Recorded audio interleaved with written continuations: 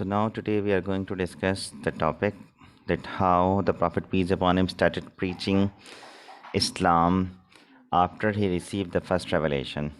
Okay, this is also again related to the life of the Holy Prophet peace upon him, life and importance of the Prophet peace upon him. Earlier, we discussed the way the major events of the Prophet peace upon him's life from the time of his birth up until he received the first revelation. This is the second thing after he received the first revelation. Since we know about that how he received the first revelation in the cave of Hira, now we are going to discuss that give an account of the way in which the Prophet started to preach Islam in the first few years after he began to receive the revelation. The first few years means from the first revelation up until 3 to 4 years when he started preaching it in open. So again, you have to divide your answer into 3 paragraphs minimum. There will be here you have to write at least 3 paragraphs. In the first paragraph, talk about the first revelation. Briefly talk about the first revelation. You do not have to give the details at how the first revelation was given to the Prophet Muhammad, peace be upon him. You can mention that he received the first revelation in the cave of Hira. Okay, and afterwards there came a gap. There came a gap of revelation, that revelations remained suspended for some time, and there came a pause, and there was no revelations for 3 months. For about 3 months, there were no revelations, and Prophet peace upon him was going to the cave of Hira as usual, and he was waiting for the revelations to come to him. Fine. And at that time, sometimes he was that much depressed and he feeling that much anxiety that he intended to throw himself from the top of the mountain. But he would hear the voice saying that, "O Muhammad, you are the messenger of Allah, and I am Jibrail." So with that, he will get some satisfaction, some comfort. So one day, while he was going down the valley and going towards Makkah, he was going down the valley. He heard the same voice that, "O Muhammad, you are the messenger of Allah, and I am Jibrail." Okay, "O messenger, uh, that you are the messenger of Allah, and I am Jibrail." Okay, with that, the Prophet peace upon him, when he looked upward, he saw the same angel in his real form who came to him uh, in the cave of Hira with the first revelation. So he saw him in his real form.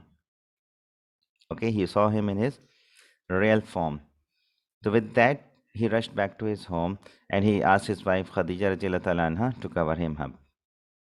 So when he heard, while he was descending, and when he descended the mountain and he came to the valley, he heard a voice saying that, "Muhammad, you are the prophet of Allah, and I am Jibrail." Prophet कहते हैं कि then I raised my head, and on the horizon I saw the angel who had come to me in the cave of Hira. Okay, who had come to me in the cave of Hira.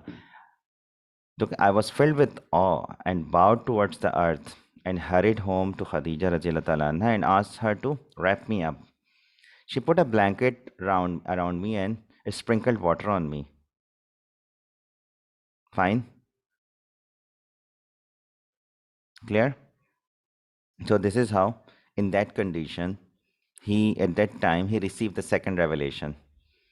So this is how he received the second revelation at that time. But he received the revelation. These were the verses of Surah Muddassir.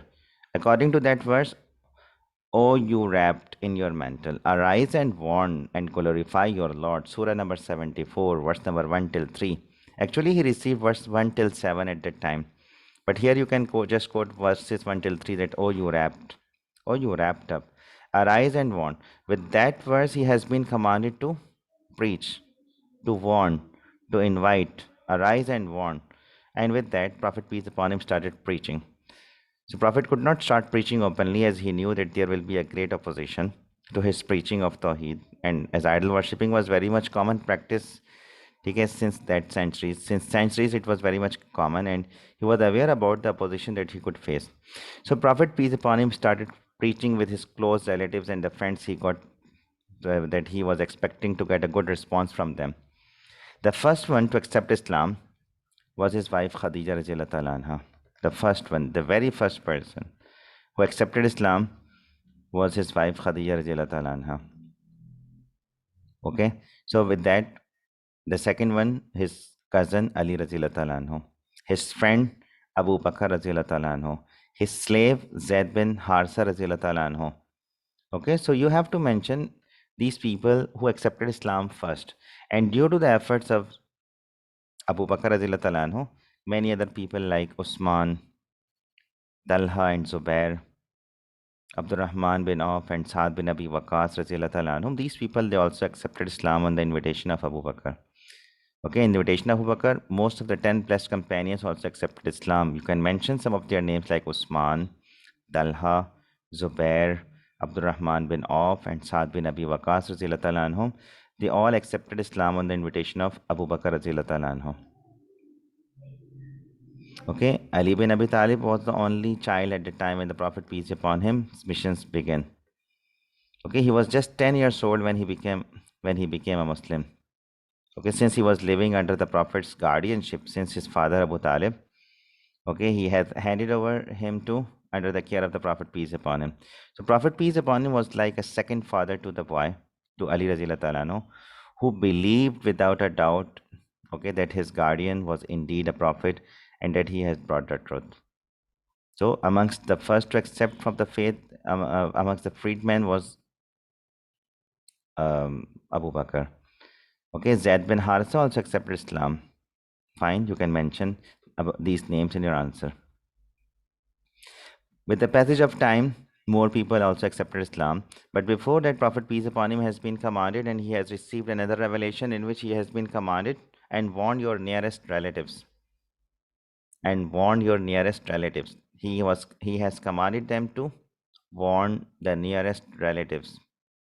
And with that, in order to fulfill that command, he gathered his family members, his tribe, his clan. Who were they? They were Banu Hashim and Banu Abdul Muttalib. So what he did, in order to fulfill that command, he gathered Banu Hashim and Banu Abdul Muttalib to his house. Okay, and he asked them for their support. He told them, he arranged a feast and invited his tribesmen. And after the dinner, he made a speech and he invited them towards the oneness of Allah and announced his prophethood. He asked them to support him in this mission and would be his supporter. Here you can quote 3 responses in your answer. You should quote the response of Abu Lahab, his uncle. You should quote the response of his another uncle, Abu Talib. And you should quote the response of his cousin, Ali Radhiyallahu ta'ala anhu. 3 responses are required over here. So when he gathered his family members, his tribesmen, his Banu Hashim and Banu Abdul Muttalib to his house, and he addressed the gathering, okay, he first praised and he glorified Allah Almighty, and he bore witness to his oneness, okay, and he told them that I am the messenger of Allah. What he told them? He told them, I am the messenger of Allah and have been sent to you in particular and to all mankind in general. Fine. And he asked for their support. Okay, he told them that I swear by Allah that you will die in the same way you sleep every night, and you will be resurrected similar how you rise from your sleep in the morning, and then you would be made accountable. Okay, and you would be paid for your good and you would be punished for your bad. Okay, so he asked for their support and he asked to believe in him. At that time, Abu Lahab, okay, he made disturbance, and what he said, stop him before all Arabia unites against him. What he did, what he said, stop him before the whole Arabia, before all Arabia unites against him. Since he had realized, he अंदाजा हो गया था उसको, he got realized that whatever message he has brought, okay, it would create a lot of opposition, lot of enmity. Fine. So stop him before the whole Arabia unites against him. If you hand him over to them, okay, you will put to disgrace. And if you try to save him, you will be killed. Okay, if you will hand over your person, one of your member to them, it will be a disgrace for you. And if you will try to protect him and save him, you will be killed. So what he said, stop him before all Arabia unites against him. At that time, his uncle, another uncle, Abu Talib, said, I swear by Allah that we will protect him as long as we live. So Abu Talib is His another uncle assured his support. Abu Lahab openly rejected. Mention his response. He openly rejected. His another uncle Abu Talib, but he assured his support, saying that we will protect him. We will protect you by Allah. We will protect him as long as we live. Okay, and he said to his nephew, Prophet Muhammad, peace upon him, that you try to fulfill what you have been ordered to do. Okay, by Allah, I shall always defend you. By Allah, I shall always defend you, even though I prefer not to abandon the religion of Abdul Muttalib. Okay, and then you have to quote the response of Ali Razila Talanho, that I am the youngest of you, the youngest of all. My feet may not be strong, okay, but O Muhammad, peace be upon him, I shall be your helper. And whoever opposes you, I shall fight him as a mortal enemy. The people laughed and they made fun of Ali Razila Talanho, that how this young child could help the Prophet Muhammad, peace upon him, in this mission. So this is how you have to write in detail about the second stage of preaching. It was invitation to the relatives. Fine. Then the paragraph 3 would be also a detailed one paragraph, and here you have to talk about the open preaching, and we can say it, call it Safahil. Call it Safahil, the third stage of the preaching. This is the third stage of preaching. The first was secret preaching, okay, in which only about 40 people accepted Islam. Then he has been, during that time, he has been commanded to preach and invite his relatives, his kinsmen, and he gathered his tribesmen, Banu Hashim and Banu Abdul Muttalib, to his house. And you have to give the details and the three responses: response of Abu Lahab, Abu Talib, and his cousin Ali Radhiyallahu Ta'ala anhu. Then in the third paragraph, you have to quote the verse in which he has been commanded to preach it openly, expound openly what you have been commanded. Okay, expound openly what your Lord commanded, and turn away from those who join false gods with him. With that verse, in order to fulfill that command, he went to Safa hill, okay, and he gathered Quraysh there. He called them, okay, he gathered them, he gathered the tribes, and he announced that he is having something important to convey. When all gathered, okay, and they all assembled, and whosoever was unable to attend the meeting there, he sent someone on his behalf to attend and to listen what the Prophet, peace upon him, what Muhammad wanted to say. So when they all gathered on a Safa hill, a small rocky hill nearby the Kaaba, okay, so how he started? He started with a question, okay, and asked that if I were to tell you that there is an army ready to attack you behind the mountain, would you believe in me? Okay, whether they would believe him? They all replied yes. They said, okay, they all replied yes, that they would, as they never heard him telling any lie.